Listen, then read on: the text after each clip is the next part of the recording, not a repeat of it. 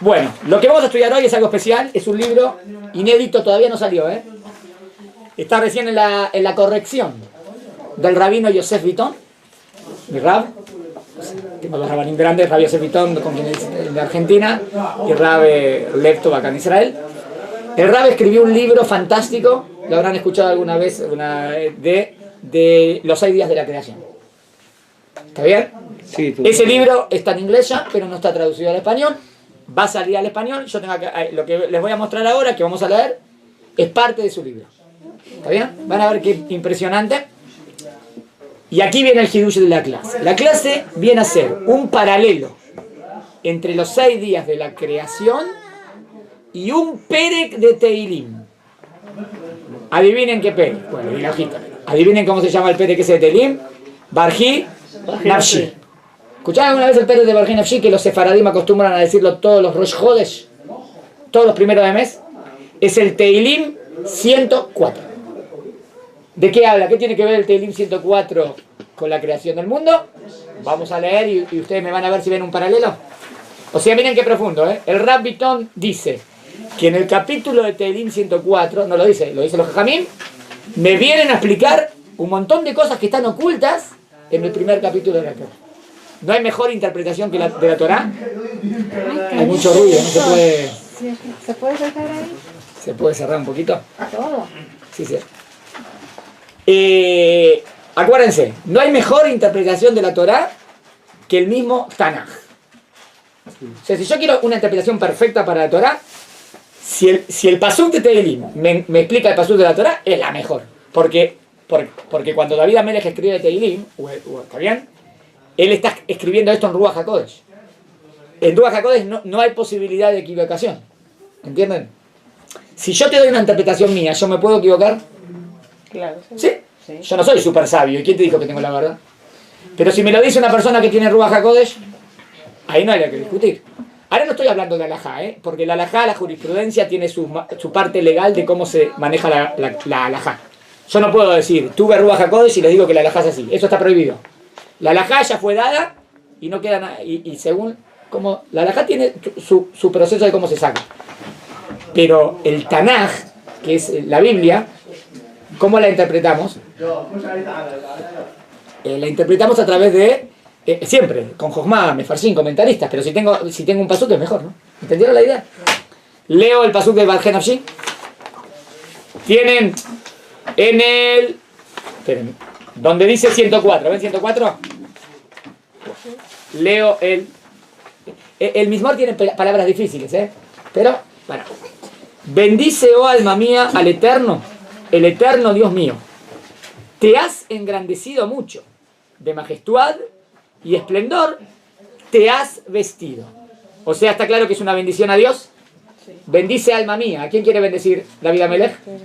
A Hashem. Y dicen que Dios de esplendor se ha vestido. ¿Qué? Pero Dios no tiene un vestido. ¿Qué quiere decir de esplendor, de majestuosidad? ¿Entienden las palabras metafóricas? Bueno. Envuelve, dejen al universo porque está entre paréntesis. Envuelve con luz como un manto. Dice que hay algo que no nos deja ver a Dios, que es un manto, es la luz. Extiende los cielos como una cortina. Interesante el concepto de cortina, ¿no? Que es una cortina que no me deja ver lo que hay del otro lado, ¿no? Entonces dice que los cielos serían como la cortina. Va profundo, ¿no? El que techa con el agua sus alturas. ¿Qué pone en el techo? Los nubarrones, las nubes, como su cabalgadura. Interesante, me habla de las nubes y de las lluvias y me habla de su carroza, yendo sobre las alas del viento. Interesante, y me compara el viento con las alas que llevarían, ¿qué? Las nubes. Interesante, ¿no? Hace sus emisarios a los vientos. Presta atención. Hace sus emisarios. O sea, los agentes de Dios, los emisarios de Dios, los malajim, son los vientos. Sus servidores, al fuego flamante. El fuego también es un servidor de Dios. Estableció la tierra sobre sus bases para que no tambalee nunca. Al abismo, como con una vestimenta, ha cubierto. Sobre los montes separan las aguas. ¿Ustedes les hace acordar algo de Bereshit? La creación del mundo, después las aguas arriba, las aguas abajo, después la tierra seca. Miren cómo lo dice. Por tu grito han huido, del sonido de tu atronar se apresuraron. ¿Qué Uriel? Sabían que estaba todo lleno de agua. Entonces tuvieron que irse las aguas para que se vea la tierra seca. Interesante, ¿no, el Pirush? Subieron montes, bajaron valles, al lugar que has establecido para ella, las aguas. Un límite has puesto para que no lo pasen. ¿A quién le puso el límite? ¿Qué sería el límite? Las costas. En las costas, ¿por qué el agua no arrasa? Dios le puso límites. A fin de que no vuelvan a cubrir la tierra. Literal. El que envía manantiales en los ríos, entre los montes corren, los cuales dan de beber a todos los animales del campo, saciarán, no sé qué tradujo acá, su sed. Sobre ellos las aves del cielo habitan, entre las hojas entonan trino, riega los montes desde sus alturas, del fruto de tus hechos se harta la tierra, hace brotar el heno para la bestia, la hierba para el labor de la persona, para sacar pan. Habló de las plantas, sí. Habló de los animalitos y habló de los seres humanos, y habló de las aves, ¿no? El vino alegra el corazón del hombre, hace resplandecer el rostro con aceite, y el pan al corazón del hombre reconforta. Entiendo que está hablando del alimento. Se hartarán los árboles del Eterno, los cedros del Líbano que él ha plantado, que allí los pájaros anidan, la cigüeña, las cipreses están en su casa, los altos montes para los ibises, las rocas resguardo de los conejos. Hizo la luna para fijar las fechas. El sol conoce su lugar, la puesta, o sea, ¿de qué hablo acá? Sol, luna y estrellas. Coloca la oscuridad y se hace de noche, ahí vendrían las estrellas. En ella se arrasan todos los animales del bosque. Los leones jóvenes rugen por la presa y para pedir de Dios su alimento. Cuando alumbra el sol, se reúnen y en su guarida se agazapan. Sale la persona a su labor y a su trabajo hasta el anochecer. Habla de que el ser humano tiene que trabajar la tierra. Cuán grandiosas son tus obras, oh el Eterno. A todas, con sabiduría, has hecho. Está llena la tierra de tus posesiones. ¿Qué pasó caso este? Este es el paso que dice, Marabuma Hashem, qué grandes son tus obras, Dios.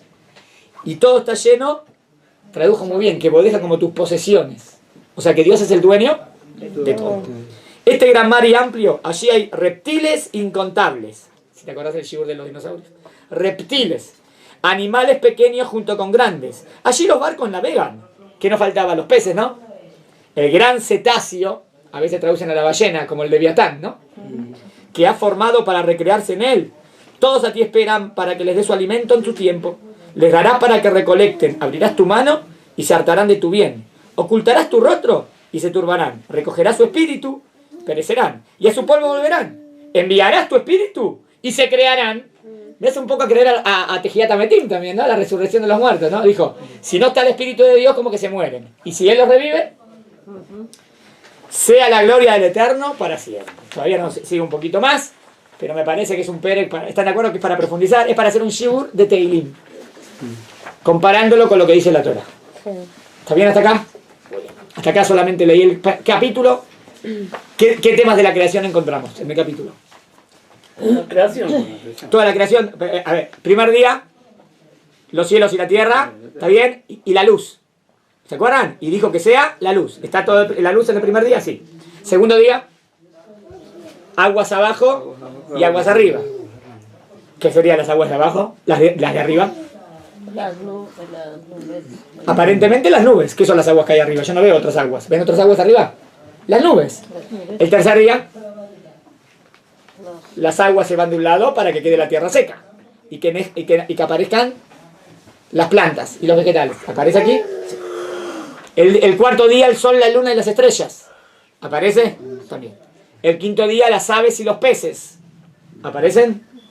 Y el sexto día, los animales y el ser humano. ¿Está claro? Muy bien. Y me habla como cuán grandes son tus obras. Está claro que es un Pérez de Teilim que viene a alabar a Dios a través de la... ¿Se entendió? Vamos al capítulo de Rapitón, entonces. Es profundo, ¿eh? Voy a entender, la verdad que esta es la primera vez que lo damos. El Rab nos mandó su libro para que lo damos y me dijo, la verdad que hay que enseñar todo el libro. Es impresionante, el libro es muy profundo. Nada más que hay que ir lentamente. Elegí un tema. Bueno, voy a saltear hasta los sabios. ¿Tienen donde dice los sabios? Sí. En la página 140. 140. Bueno. Toma un poquito de agua. Alfredo se ríe. Está bien. Dice así. Los sabios observaron que la descripción de la creación que la Torá brindó en Génesis es extremadamente breve. ¿Están de acuerdo? Me habla de la creación del universo. ¿Cuántos pesukim hay en total? 31. En 31 pesukim me liquidó la creación. Es breve, no es breve. Es breve, está en conciso. Explicaron que la brevedad bíblica, en particular en este caso, fue intencional. O sea, ¿qué dicen los sabios de Israel? Que está a propósito así. Indagar los detalles de la creación es una pretensión que va mucho más allá del alcance de nuestra limitada mente humana. A ver si están de acuerdo con esta frase. ¿Podemos entender cómo Dios creó de la nada el universo? No. Nuestra mente puede entender. Somos pequeños, ¿no? Sería muy orgulloso, sería mucha gaba de parte del ser humano. Mucho. ¿Cómo el ser humano puede entender exacto cómo Dios de la nada creó este universo? Podemos intentar, tratar, pero la verdad, tenemos que tener un poco más de humildad, ¿no? Igual hay muchas personas que entran en ese tema. Pero por eso el Rabbi dice, si todo el libro de él va a ser de ciencia y toda, es de ciencia, ¿eh? Pero también sabe ponerle límite a la ciencia. Que no pienses que puedes... Y te demuestra por qué. Los sabios afirmaron, el proceso de la creación no puede ser revelado del todo a alguien de carne y hueso, es decir, los seres humanos. Por lo tanto, la Torá declaró en pocas palabras, en el principio creó Dios los cielos y la tierra, sin mayor desarrollo. ¿Qué dicen todos los jajamim? Que en el Pasuk 1, cuando Dios dice, y Dios creó los cielos y la tierra, ¿qué incluye? Todo. Todo lo que contiene la tierra y todo lo que contiene los cielos. O sea que no me explicó cómo fue que me hizo en general. ¿Entendieron? En efecto, el primer capítulo del Génesis dedicó tan solo 31 versículos para describir todo el proceso de la creación del universo. La preparación del planeta Tierra para albergar vida y la creación de todos los organismos vivos. A ver, ¿ustedes ven cómo hay una evolución de la creación del mundo? O sea, al principio crea los cielos y la tierra. Enseguida, ¿qué dice en el Pasuk 2? Veares Aitato Babou, nos habla del agua, nos habla del viento, ¿está bien? Enseguida nos habla de la luz, que hizo la luz. La pregunta es si la luz del primer día es el sol o no. Porque ¿cuándo aparece el sol? El cuarto. Entonces, ¿qué luz es esa? Entonces, ¿qué luz es esa? Dijo que sea la luz. La luz puede ser calor, la luz puede ser energía. ¿Entienden? No necesariamente es la luz del sol. Porque yo veo que cuando lo pone el sol la luna y lo queda en el cuarto día. Entonces tendríamos la luz, tendríamos el agua, tendríamos el viento, el aire. ¿Qué son? Los puntos básicos ¿para qué? Para que pueda haber vida. Muy bien. Pero si está todo lleno de agua no puede haber vida. Primero tiene que haber tierra seca. ¿Por qué tiene que haber tierra seca? Para que pueda ser habitable el mundo, ¿no? ¿O no? Si no, ¿dónde vas a estar? Para que venga el ser humano tiene que haber tierra seca. Para que venga el ser humano estoy hablando. Para que haya vida, acaba el agua. Sí. No, yo digo que es un proceso. ¿Por qué después de eso pone la tierra seca y el agua acá? Porque ellos ya están pensando en cómo va a haber vida ahí. Y después de eso viene la vegetación. Porque si la vegetación para que haya alimento para lo que va a crear. Sí. Y después vienen los animalitos, los peces y el ser humano. ¿Ven el desarrollo? Pero esta breve narrativa fue complementada con mayor detalle, con mayor profundidad y color en el Salmo 104. Un salmo bíblico conocido en hebreo como Barejí Nafshi, que mi alma bendiga a Hashem. Compuesto por el rey David. En la liturgia judía, este salmo se lee en Rosh Hodesh. A ver, ¿tiene una lógica que se lea en Rosh Hodesh? ¿Por qué siempre lo leemos en Rosh Hodesh? Porque Rosh Hodesh es el principio de mes. Y entonces habla de la creación. Después hablamos de eso. El comienzo del nuevo mes, que representa el inicio de un nuevo ciclo cósmico. Barejí allí nos provee una riqueza de detalles de los sucesos que tuvieron lugar durante la creación de nuestro planeta. Muchas veces los sabios hicieron referencia a Barejí y lo utilizaron como la aclaración y la ampliación del capítulo 1 del Génesis. En el Midrash los sabios destacaron la relación entre estos dos textos y declararon, a ver, una prueba del Midrash que hay relación entre la creación del mundo y Bej Nafshi. Muchas cuestiones que Moshe escribió la Torá eran inaccesibles. Y vino David y las esclareció. ¿Está bueno este Mahamar?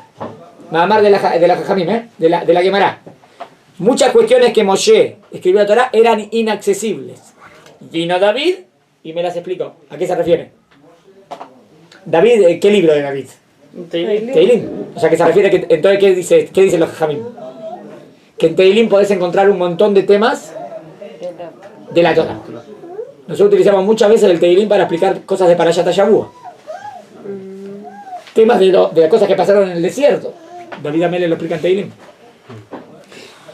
Los sabios formularon una regla metodológica general en el estudio de la Torá, que quizás se podría describir como texto. Miren cómo dice. Bueno, texto pobre, texto rico. Las palabras de la Torá son pobres en un lugar y ricas en otro. ¿Conocen esta regla? ¿Qué quiere decir? Las palabras de la Torá son pobres en un lugar y ricas en otro. Que a veces un pasuk está muy cerrado, no te explica nada, y en otro lugar en la Torá te lo amplía. Entonces vos tenés ¿qué es lo que tenés que saber? O que tenés que procurar descubrir el lugar de la Torá que habla de ese tema en otro lado. ¿Entendieron? Para eso tenemos un libro hoy que nos puede ayudar mucho. Es un libro que se llama Concordancia. ¿Qué es ese libro? Vos pones la palabra, Te lo muestran. claro, y te muestra todos los lugares donde aparece en el Tanaj esa palabra. Entonces vos ya sabés que, digamos que yo busco el tema de Har Sinai. Yo quiero saber todos los lugares de la Torá que habla del Har Sinai. Y los lugares del Tanaj que habla del Har Sinai. Entonces pones Har Sinai. Entonces te aparece, ahí tenés que ir a cada lugar y fijarte. Pero esa concordancia es toda en hebreo. Está en hebreo, sí. El libro está ahí, Ben Shushan en hebreo. Hoy en día ya ahí está en los celulares también, ¿no? ¿Están los celulares concordancia? Hay concordancia. Hay en español. Pero ¿cómo hacías en español? Porque en español tenés la traducción de la palabra. Está bien. Podés usarla en español, pero no sé si va a ser fiel, tremenda. ¿Entiendes? Pero también está la expresión. Yo pongo la palabra Bereshit. Entonces, ¿dónde aparece la palabra Bereshit en la Torah? Está bien. Entonces me aparece acá, acá y acá. Ahora, digamos, yo pongo en la Torah en el principio. ¿Dónde aparece la Torah? En el principio. Pero a lo mejor en la Torah no decía Ba'atjalá y ahí te tradujo en el principio. Y en otro dice Bereshit y tradujo al principio. Entonces vos vas a encontrar... Dos partes. Claro, no es la misma palabra en hebreo. ¿Entiendes lo que digo? Yo tengo que... La concordancia perfecta es en hebreo. Sí, pero también está... A menos que siempre la traducción español a esa palabra siempre sea esta palabra. Entonces, si yo busco esta palabra, me va a aparecer en otros lados también la misma palabra. ¿Cómo se dice? Pero si utilicé otra palabra, ya no me sirve. Hay un libro de concordancia donde está la expresión. Yo Ah, tengo en una expresión. concordancia Una parte bastante en hebreo, ¿cómo se dice? grande Buena. en Busca toda la español, versión. en español, sí, me ayuda En hebreo, muchísimo ¿cómo dice para escribir. concordancia? Así se dice, Concordancia. ¿En hebreo? Sí, en hebreo. Viene de concordar, sí, concordancia. El libro se llama Concordancia de Ibn Shushan. Es así de... Está en la Yeshiva la usamos mucho. Otro día se lo muestro. Es así de gordo, naranja. Muy bueno. ¿Está bien? Debe ser, creo, el libro número 1 para profundizar en el Tanaj, ¿no? Buenísimo. Para profundizar en la Biblia, primero tengo que hacer concordar. ¿No? ¿Entiendes lo que digo? Todos los jajamim cuando explican un pasú de otro lado también. Bueno, sigo. ¿Dónde estaba? Entonces, hay texto pobre y hay texto rico. Las palabras de la Torah son pobres en un lugar y ricas en otro. Con esta declaración los sabios quisieron decir que en un contexto las escrituras hebreas pueden tratar un tema en términos muy chiquitos, mientras que en otro lugar ofrecen un relato más rico y detallado acerca del mismo tema. Y queda en manos del alumno, ¿ven? El alumno serio, hacer el esfuerzo necesario para atar los cabos. O sea, no tenés el trabajo servido. Ahora vos como alumno tenés que ir a hacer el trabajo. A veces tenés tu rabino que ya te lo dice, pero... Barejí Nafshi es tal vez el mejor comentario, el mejor, y un suplemento superlativo, porque es un suplemento, de la historia bíblica de la creación. Es el mejor ejemplo, quizás, de cómo un texto bíblico explica a otro texto bíblico. Fabuloso. Ese es el verdadero, ¿entienden? La verdadera explicación de la Biblia es a través de la Biblia. Pero a través de la Biblia, no te me vayas a otro lado. Sé fiel a la Biblia verdadera, no al Nuevo Testamento, que de cualquier cosa, el Antiguo Testamento, en hebreo, que son los profetas, ¿no? Presentación de Baruch Nashim. Antes de analizar las preciosas ideas de Baruch Nashim y la invaluable información que éste aporta a la sucinta descripción bíblica de la creación, me gustaría presentarles la estructura de este salmo y su paralelo con la historia de la creación. A ver, Salmo 104, Pasuk 1, el primer acto de la creación, cuando crean los cielos y la tierra. Dios, el creador de los cielos y la tierra, se oculta y así se transforma en lo que denominaremos el creador encubierto. Eso va para vos, Rica, que siempre te gusta, que me trajiste el otro día lo de Rabbi Alevi, que dice que no podemos hablar de antropomorfismo en Dios porque Dios no tiene forma. Pero el tema de los sentimientos, y vos me dijiste, es algo que llena el alma. Bien, llena el alma, entiendo. Pero nosotros sabemos que Dios está por encima de los sentimientos. ¿Sí o no? Pero nosotros no. Nosotros somos con sentimientos. Exacto. Pero Dios está por encima de los sentimientos. Yo entendí lo que dijo Kusari, yo Sí, lo entendí perfecto. perfectamente. Y él Bueno, hace la aclaración. perfecto. De que, ¿Está? tú no puedes pensar que Dios es... Exactamente, por eso enseguida. Pero miren cómo dice acá el Raúl. Dios crea y enseguida el creador es encubierto. ¿Qué quiere decir que es cubierto? Se cubre. ¿Qué quiere decir? Podemos decir que es espíritu. Que no lo puedo captar. Que no lo puedo captar. ¿Qué quiere decir ese espíritu? Pues que no se ¿Puedo puede definir? Ah, bueno, está bien. Para, si yo digo Dios es espíritu, ¿está bien definido? No, porque yo utilizo la palabra espíritu también para el alma. Entonces, ¿qué? ¿Voy a definir a Dios y al alma de la misma manera? Ahora entramos en teología. Está bien, pero no hay ninguna palabra que pueda describir a Dios. Exactamente. Entonces, espíritu no es palabra suficiente. Pará, depende. Si vos decís, es espiritual. Y le pregunto, ¿qué quiere decir con espiritual? Quiero decir que no es material. Ah, tenés razón. ¿Quisiste decir no es material? Se siente pero no se ve. Se siente pero no se ve. Tenés que definir se siente. ¿Qué quiere decir lo sentís? Para, lo sentís significa sabés que existe. Claro. Ah, bueno. Entonces, Pero yo lo traduzco sabés. Vos me decís sentís, yo lo traduzco sabés.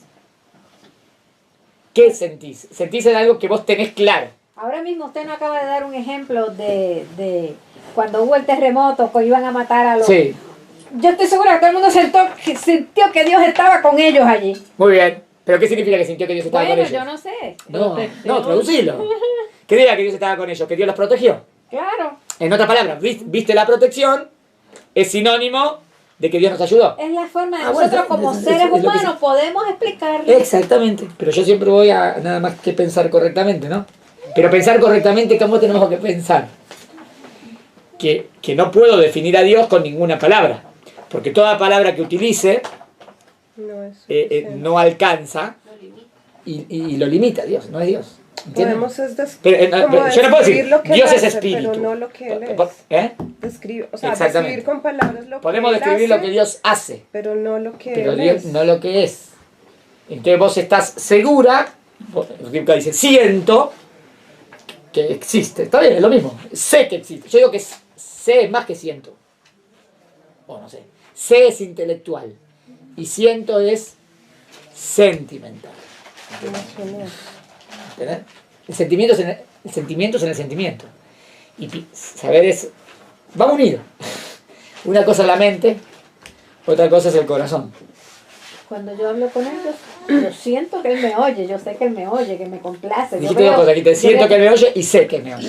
Dijiste siento y sé. cualquier cosa, pero cuando yo hablo con él, porque sé que él está ahí Claro, bueno, Ulay estamos utilizando. para ayudarme, Pará, Ulay, cuando yo digo sé, vos lo traducís siento. Y cuando a veces siento, yo lo traduzco sé y estamos en la misma. Es una discusión Es el mismo semántica. español. Estamos hablando de lo mismo, claro. Porque ¿qué significa siento? Que lo tengo claro. Eso que decís siento, ¿no? Siento es lo tengo clarísimo que Dios me está escuchando. Ah, muy bien. Y yo digo eso. Sé que Dios me está escuchando. Está Por bien. eso ¿no? cuando yo hablo con él, yo le hablo como le hablo a usted. Y a veces digo unas cosas que pero Dios sabe todo. él Dios me sabe todo. entiende. Claro. Bueno, entonces sigo. Pero este creador encubierto van a ver que es profundo. Quiero mostrarlo ahora. Salmo, Pasuk 2, el primer día de la creación. La luz y el estiramiento de los cielos. El punto estiramiento de los cielos no se lo... Porque en el libro lo explica un montón. Hay que explicar qué significa. Cómo los cielos se van expandiendo. ¿Qué es la teoría hoy del Big Bang? ¿Cómo es la teoría del Big Bang hoy en día? Que todo está en constante extinción. Hubo una explosión y cada vez va agrandándose cada vez más. Como una pelota de aire que se va llenando. El segundo día de la creación, la formación del firmamento el raquía, las nubes, la lluvia, el viento y el calor. Es como funciona el clima, ¿no? Sistema climático. El sistema climático, la identificación de dos de los agentes de Dios. No les di la segunda, ahí va la otra. Perdón. Esto está genial. Es profundo. No sé si es Tiene peso, demasiado. Pero bueno, quería darles algo profundo. Yo quiero ver ese libro enseguida que salga. A ver, la hojita, les mando la segunda. ¿En inglés cómo se llama? ¿Ya está en inglés? Ahora, se llaman los primeros tres Pesukim de Bereshit. Ahora se les leo. Ahí para todos, a ver. Acá hay dos más. Ya pasamos, Hay dos más acá. Creo que ya llegué. ¿Todos tienen una? Va. 143, ¿no? No, 142. El otro, del 5 al 18, el tercer día de la creación. Acá habría que ver, porque el Rab Vitom nos dice, porque vimos que ya hablaba de los animalitos. El Rab entiende que ahí en los Pesukim está hablando de lo que Dios dispuso para dar de comer Y por a supuesto, los animales y al ser humano. y por supuesto estos datos son maravillosos, Sí. porque si uno se pone a, No, a estudiar, lo mirar, hermoso es wow, traer el capítulo 1 de Bereshit es un trabajo hecho y Virginia que llega a manos. Exacto. Ya yo estoy Wow. pensando que voy a hacer primero con todo. Está bien, Yo está no lo he mandado, pero estoy pensando que a lo mejor conviene mandar esto primero y después la explicación. Ya está de- pensando que escribo. Recuerda, porque si no... Wow. Tierra seca y agua dulce. Accidentes geográficos de la tierra. Vegetación. Árboles como alimento. Y refugio de los animales. También es importante el tema de refugio, ¿no? Porque prestaron los Pesukim decía como para donde se resguarda el conejito. O sea, ¿dónde puede vivir? El cuarto día de la creación, el sol, la luna y las estrellas. El quinto día de la creación, las criaturas del mar. Y el sexto día de la creación, los mamíferos, el hombre. Dios sustenta la creación, provee alimento para todas las criaturas. Y a partir del Salmo 104, Pasuk 30, hasta el final del Salmo, el rey David alaba al Creador y promete cantarle y alabarle por el resto de su vida. Qué hermoso, ¿eh? Entra bien Rambam, que Rambam dice que cómo llegamos a Dios, cómo lo conozco a Dios, a través de la creación. Y cuanto más lo conozco la creación, más lo alabo. ¿No es esto allí? En las siguientes líneas analizaremos los versículos de este salmo, lo que esperamos que nos ayude a comprender mejor los primeros 3 versículos de la Torah. Todo, el libro se llama Los 3, pero en verdad habla de todo. Pero lo que más profundiza son los 3 primeros versículos. Pero súper profundo, y súper dinámico, muy inteligente. Súper inteligente, ¿está bien? Después les digo cómo se llama en inglés, porque ya salió en inglés. Pero en español va a salir Besrat Hashem. Pero yo lo puedo conseguir. Ven que acá estamos todavía en la corrección del libro, está en ese punto. El juego de las escondidas. ¿Está bien? Vamos a ver por qué se llama el juego de las escondidas. Hashem, mi Dios, eres tan grandioso, te has vestido de gloria y esplendor. Vamos a ver este vestido de gloria y esplendor. Tal como Rashi y otros comentaristas lo explican, el primer versículo de la Torá deja claro que el propósito de la creación bíblica no es informarnos sobre la fecha exacta del nacimiento del universo. ¿Ustedes vieron el primer Rashi? El primer Rashi dice, ¿para qué empieza la Torá por Bereshit bara Elohim et Hashamayim v'et haaretz? Para decirte que Dios es el creador de todo y Dios le entrega la tierra a quien Él quiere entregarse, al que se la merece. Y por eso se la va a entregar a Israel y le va a entregar... O sea que Rashi me salió del Bereshit, que yo voy a pensar los cielos, la tierra, cosas cósmicas, a explicación más... Esto viene a decir que Dios es el dueño del mundo y que se la da a quien quiere. ¿Entendieron? Entonces dice Rashi. No es informarnos sobre la fecha exacta del nacimiento del universo, las leyes físicas del proceso de creación, la estructura bioquímica de las criaturas creadas por Dios. La verdad, ¿el objetivo de la Torah es hablarme de bioquímica? No es el objetivo de la Torah. El objetivo de la Torah es decirme que Dios es el creador de todo. ¿Cómo hizo todo? Después vemos. La idea más importante que Bereshit expresa es que el mundo no existe por casualidad. Eso está buenísimo. Esa es la idea. ¿Qué quiere decir? ¿Por qué? ¿Y por qué hubiese pensado que el mundo es por casualidad? Porque hay dos teorías. Sí. ¿Cuál es la teoría laica? O la teoría del que no, el no creyente. ¿Cuál es la teoría del no creyente del mundo? El Big Bang. Todo de casualidad. ¿Qué es Y casualidad? fueron. Lo que demuestra el Rab en el libro que es imposible. Imposible que sea de casualidad. Imposible. Necesariamente Dios existe. No puede ser de casualidad. Por eso, lo primero que la Torah que viene a decir es que no es por casualidad. O por aleatoriedad cósmica. Génesis 1:1 y el resto del primer capítulo anuncian que nuestro mundo es obra de Dios. Hashem, el creador inteligente de los cielos y la tierra, de todas las formas de vida y, por supuesto, de la raza humana. Al otro lado.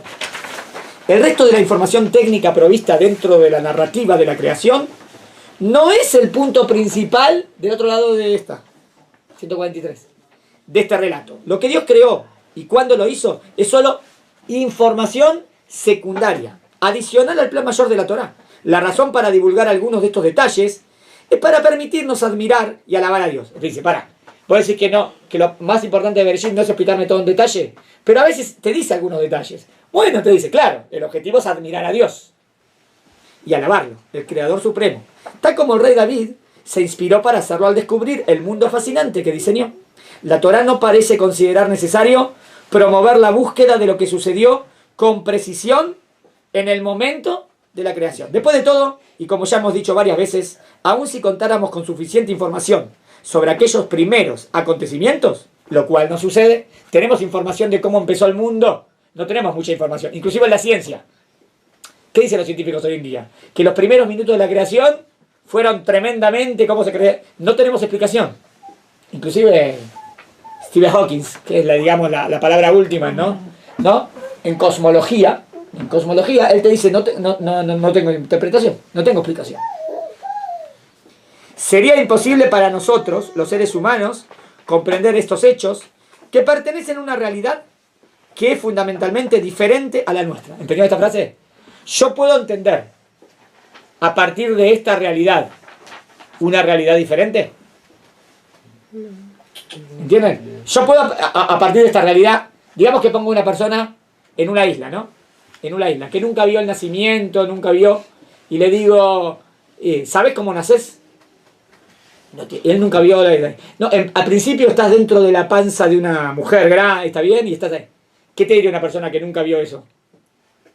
Imposible. No sabe cómo Eso no existe. Él que conoce solamente lo que ve en la isla y cómo, está bien, digamos que él vive solo y nunca vio un nacimiento. No puede, a partir de la realidad que él conoce, Conocer otro. descubrir una realidad diferente. ¿Entienden?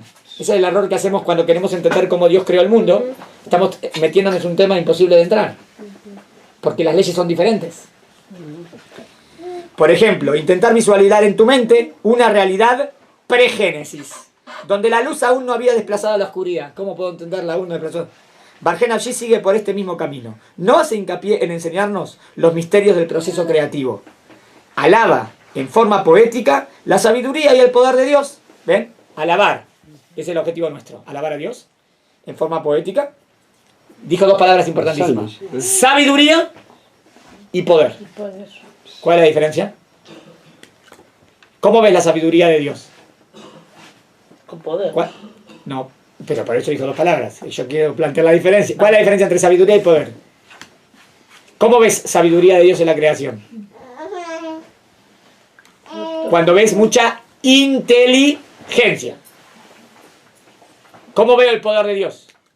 Cuando veo milagros o fuerza natural. ¿Entiendes la diferencia entre sabiduría y poder?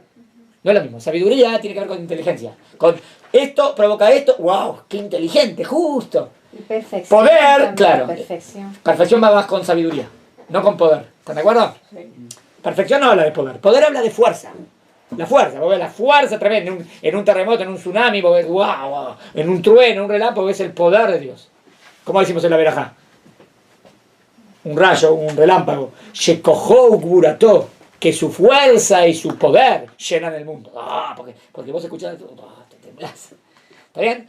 Pero cuando ves el mar y las montañas, o se me hace Bereshit, que hizo la creación del mundo. Es una veraja más, Poética. más claro, más alabanza. ¿No? ¿Entendieron? Una cosa, sabiduría, otro poder.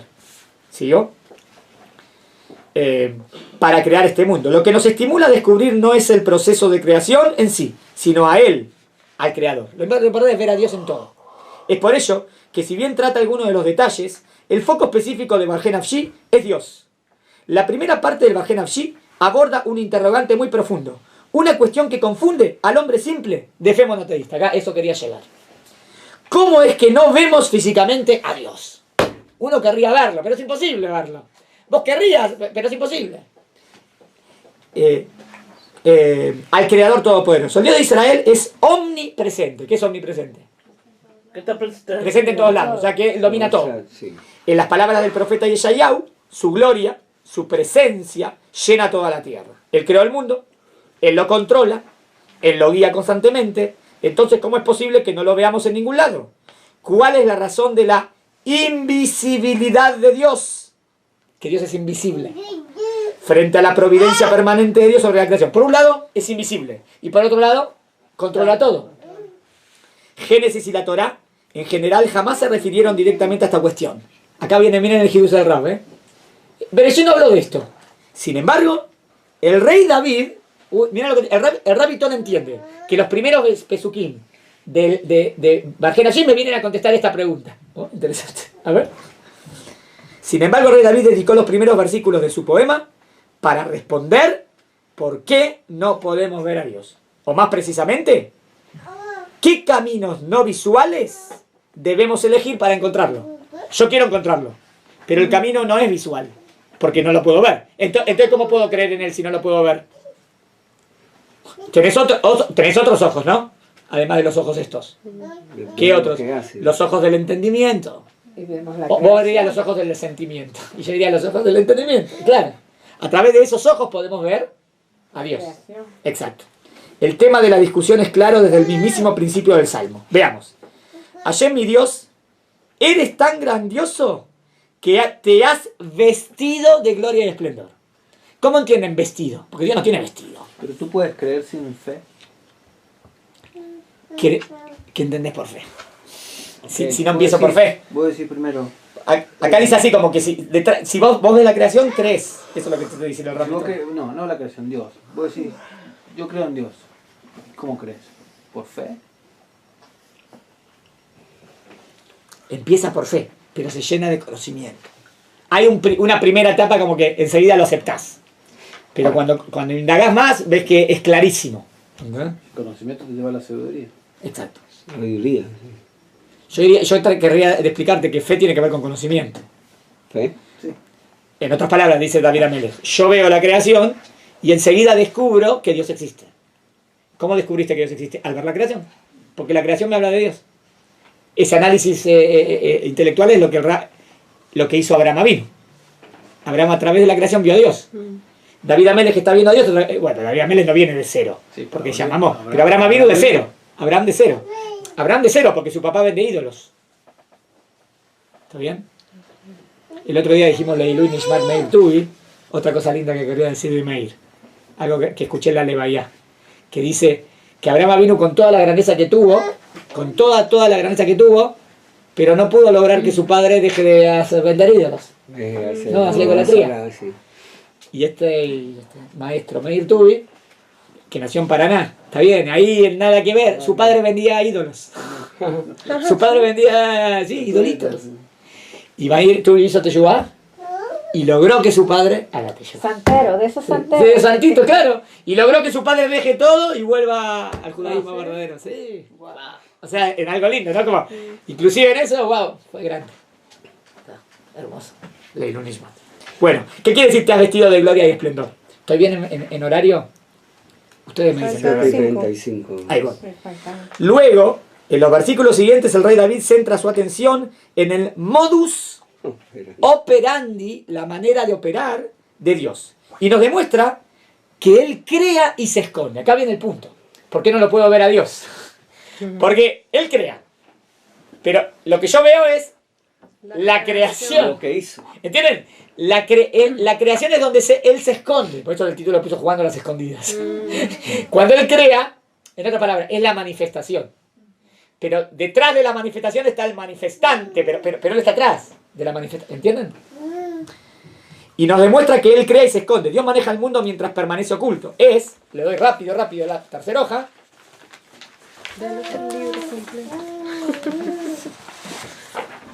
Acaba rápido la hojita. Pásela rápido y leo 5 minutos más. Quiero en inglés y en español. Dice así. ¿Tienen invisible? Permanece oculto. Es invisible para nosotros porque Él opera de forma encubierta. Fíjense cómo dijo el pasuk. Se viste Ahora va a explicar ese se viste de una gloria, ¿ven? Tiene control absoluto sobre su universo, pero lo maneja, y acá viene algo fabuloso, que es para hablar de los malajim, mediante intermediarios. Tiene su oficina con su... A través, Estaba miren, pensando. de miles, Hace esto, hace lo otro. miles de agentes. Miren como lindo, miren como el Rab dijo, agentes o ángeles. O sea, ¿qué te está diciendo? Ángeles. Los ángeles serían los agentes de Dios. Claro. Hay una película linda también, que era, ¿cómo se llamaba? De Los Ángeles. Que hablaba del libre albedrío y el destino. Algo de Los Ángeles, me olvidé el nombre. ¿Está bien? Pero era la trama de la película, era interesante. ¿Qué? ¿Cómo contesta alguien cuando le preguntan, pero si Dios existe? Yo sé que Dios no existe porque sería limitarlo, pero ¿cuál sería la respuesta correcta para decir? Si vos ves la creación tan perfecta y tan ordenada, Sí, no podés no creer en Dios porque necesariamente tiene que haber un claro, ordenador. Me refiero que no puedo darle el No nombre. la definición de verlo porque Dios no se lo puede ver. Porque si digo que existe, lo limito, pero hay una frase. No, podés decir existe en la mejor expresión de existencia. Ok. Existe en la mejor expresión de existencia. Que todo depende de Él y Él no depende de nada. Ahora leo un poquito más y ya sé. Él dice así. Los ángeles en forma de fuerzas naturales, miren, los ángeles en forma de fuerzas naturales fueron utilizados por Dios en el proceso de la creación y son activados de manera continua para mantener su creación. Dios permanece oculto y con el total control del universo de forma simultánea, al actuar a través de sus agentes. O sea que acá el quid de la cuestión va a ser que Dios maneja el mundo a través de malajim. Yo puedo ser que vea los malajim, pero detrás de eso está Dios que le está manejando el mundo a través de malajim. En los próximos versículos conoceremos algunos de estos agentes divinos. ¿Puedo una frase? ¿Está 38? Sí. Control. Detrás del escenario. Tenemos unos 10 minutos. Dios viste la luz como ropaje. Él estira los cielos como una cortina. O sea, quiere explicar el rapito Néstor. Viste la luz como ropaje. O sea, ¿qué sería la ropa? La metáfora. Lo que tengo puesto. ¿Qué sería la ropa de Dios? La luz.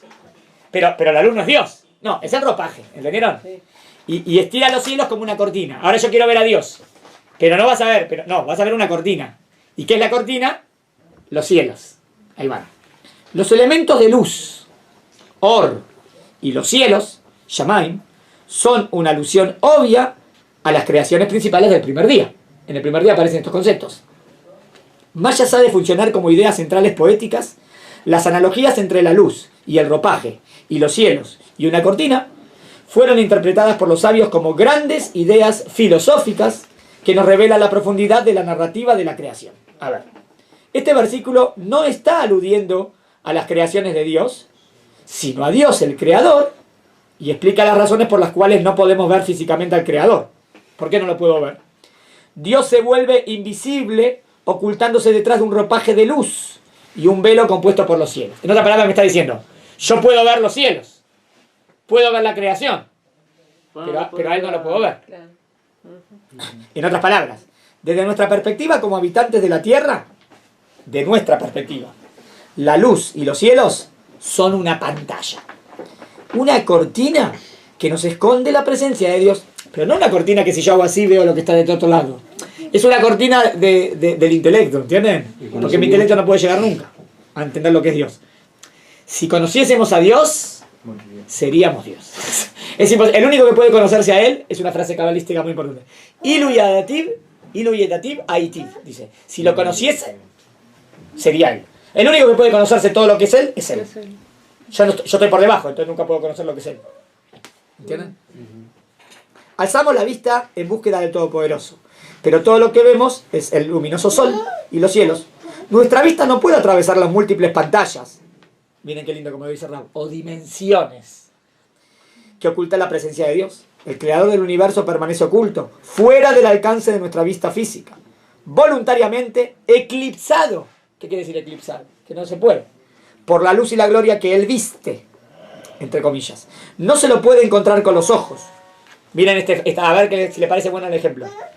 Ejemplo lindo. Cuando los detectives observan a un sospechoso desde fuera de la sala de interrogatorios, ven al sospechoso, ya que desde donde ellos están, el vidrio Es verdad. es transparente, ¿no? Pero desde donde se halla el sospechoso vea lo que lo están revisando, no, está bueno el ejemplo.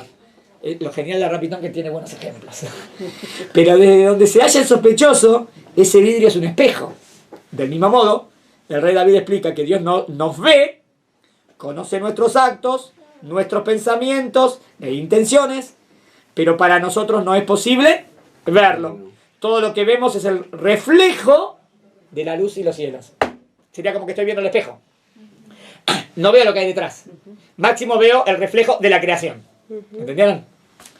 La luz en sí, al igual que muchos agentes de Dios, puede ser tan abrumadora para un ser humano que nuestra imposibilidad de observarla detenidamente nos dejan claro por qué observar a su creador va más allá de nuestro alcance. ¿Conocen esta Gemara? Famosa Gemara. A ver si les gusta. El Talmud Yerushalmi desarrolló esta idea relatando una disputa entre un hombre pagano y un erudito judío. Un emperador romano le exigió al rabino Yoshua ben Hananiah ver al Dios de Israel. Dice, yo quiero ver a Dios. Eso es imposible, replicó el sabio judío. Pero como el emperador insistía, el rabino Yoshua lo invitó a salir fuera de su palacio a la luz de verano, digamos a las 12 del mediodía, ¿no? Y le pidió que mirara fijamente al sol. No puedo, le contestó el emperador. Con este breve experimento, el rabino Yoshua había demostrado su caso convincentemente. Si no puedes tolerar mirar fijamente a uno de sus sirvientes, ¿cómo podrías contemplar al mismo creador? Está bueno. O sea, pero más profundo sería, si ni siquiera algo de la creación, a lo mejor si yo profundidad, no podría captarlo completamente, ¿cómo voy a captar al creador? Imposible. ¿Entendieron? Dios, dicho en forma poética, se viste con un manto de luz. Cualquier especie de revelación directa sería intolerable para los humanos. Su ocultamiento es para nuestro resguardo. Miren qué lindo esto. Para nuestro resguardo, no para el suyo. En el pacto Sinaí, en el momento en que el pueblo judío recibió los 10 mandamientos, Dios se reveló con su voz y anunció los 2 primeros. El pueblo de Israel literalmente se sintió mortalmente abrumado por dicha experiencia. Y llenos de pánico, pidieron la representación de Moshe para que transmitiera el resto de los mandamientos. Atendiendo esta petición, Dios habló con el pueblo de Israel por intermedio de Moshe.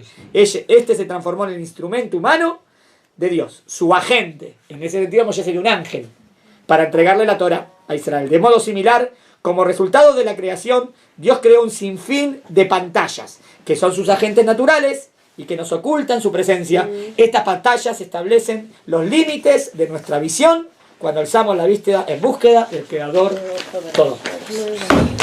¿Vieron que es profundo, no? Bastante, ¿no? ¿Qué tiene? Esto es todo. No.